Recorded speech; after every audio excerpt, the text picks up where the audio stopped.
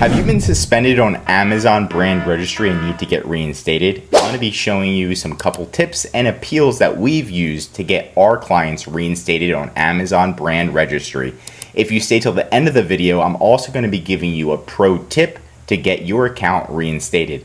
I'm Josh Hackett, CEO and founder of EHP Consulting Group. Let's dive in.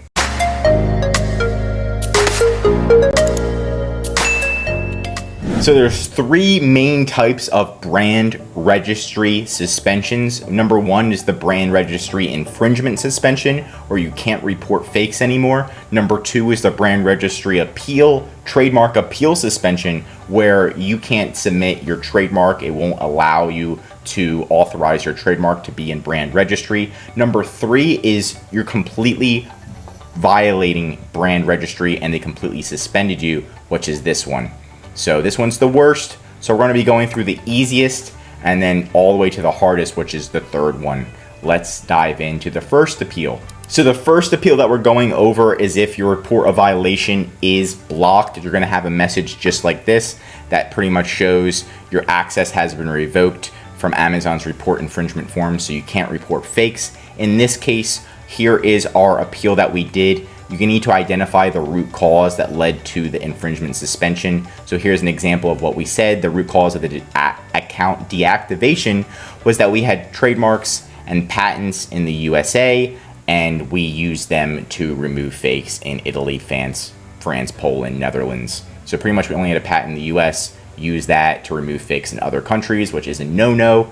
And that I also reported USA fakes multiple times, even though our submissions were rejected.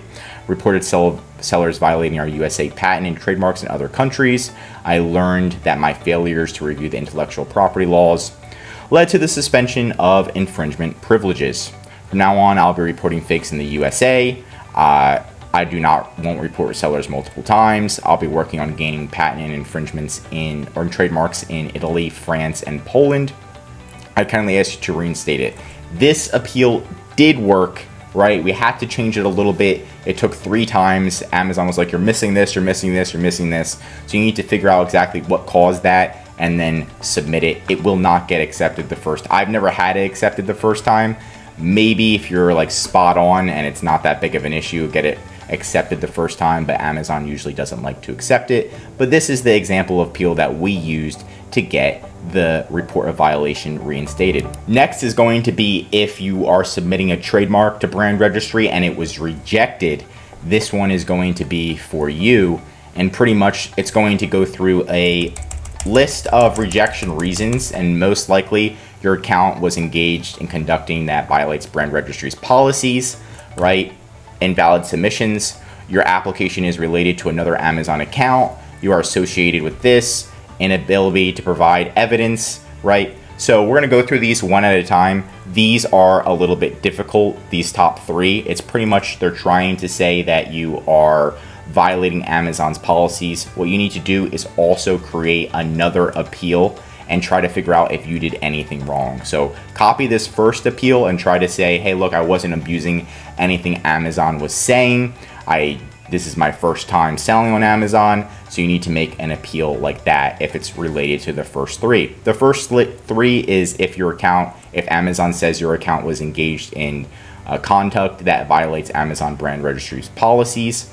These 3 do take a while. You have to actually contact brand registry support and get escalated to their manager, which is the leadership team of the brand registry, and then they can reinstate you. So it's kind of going up the escalation and having a plan of action ready to go for them, so that way they see you're serious and then they will be able to reinstate you. The A, B, and C does take around 60 days to resolve. So I hope that helps. For number D, inability to provide sufficient evidence on branding, products, and packaging. You need to have your item ready, and it has to have your trademark on it, and it has to have a picture of your hand in it. So if you're just taking pictures or it's a 3D image of your trademark, you need to actually have your hand, and it has to have the trademark, the same exact trademark that shows on the USPTO website in it, and it has to be kind of all sides of your packaging. So definitely do that. Make sure it's HD. and then you will be good to go on number D. D is usually the most common thing that happens and why it's rejected, by the way, for your trademark. You have a selling account that's deactivated. So another thing is maybe you have a selling account that's deactivated. What you could do is go on another laptop and just create a brand registry account, just simply brand registry, a whole new email, and it's very easy to create a brand registry account. They don't verify your identity at this point in time. So you can just create a new brand registry account and then have that trademark submitted. You could use a VPN as well if needed, but this is one way to get around that issue if they're saying that your seller account is deactivated and you're using the same email and you just want brand registry to be approved so you can report fakes and remove fakes on your brand. Last but not least is this final suspension. So this one is selling privileges temporarily removed, and this is on Amazon brand registry. So they pretty much kick you out of brand registry. You can't do anything. You really can't even contact them. This is like one of the worst ways, and it's the hardest one to appeal. But it did happen to one of our clients, and this is the appeal that we used. So we did Dear Amazon brand registry. This is regarding the brand name, removed, yada yada. The root cause of the brand name, brand privilege removed, to my team and I filing brand registry infringement requests in the UK without intellectual property in the UK. And then kind of going through all of the dates and all of the information that caused this. B, specify the actions you will take to ensure you are properly following Amazon's brand registry policies. I went through them, and I also put one of Amazon's intellectual property and infringement policies on here to show Amazon that I did know what we did wrong. And then other relevant information, so you're going to put any relevant information into here. We actually had an internal Amazon rep review this before we submitted it. It did get rejected the first time, of course. The second time, the Amazon rep was like, change this, and then it got pushed through. So that leads me to my final secret tip, is to get your own Amazon internal rep. And to get your own Amazon internal rep, you can do Amazon Seller SAS program. I think that will show up. Let's see. Yep. So type in Google Amazon Seller SAS program. You're going to scroll down. It should be the first one right here. And then you grow your business with an SAS, which is a strategic account services. And this is where Amazon, an employee at Amazon, will help you manage your account.